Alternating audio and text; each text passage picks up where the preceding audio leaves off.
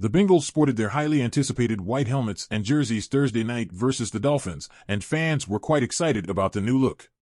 The white and black striped helmets were unveiled as the team's alternate helmets ahead of the 2022 season.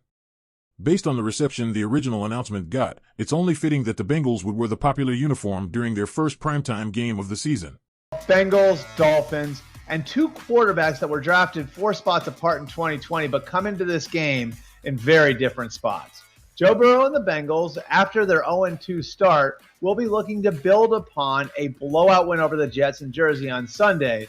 And for their offensive line, which is still coming together, this should be a nice test in facing a very multiple Miami defensive front.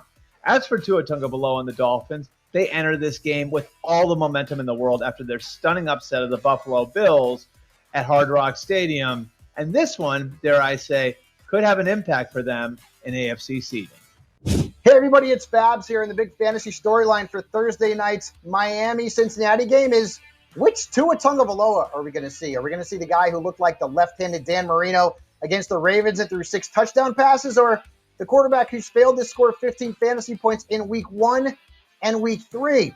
The matchup's not great on paper, as the Bengals have allowed the third fewest fantasy points to quarterbacks this season, but they've also played Mitchell Trubisky, Cooper Rush, and Joe Flacco. Not exactly the best fantasy quarterbacks on the planet. So Tua Tagovailoa has either been very good or very mediocre, and how he does this week will have a big effect on not only his fantasy value, but the values of Tyreek Hill and Jalen Waddle. Jen Piacenti here with SI Betting, and I am eyeing up a T. Higgins receiving yard prop over 63.5 at SI Sportsbook. Why? Well, because number one, the Dolphins have allowed the second most passing yards this season.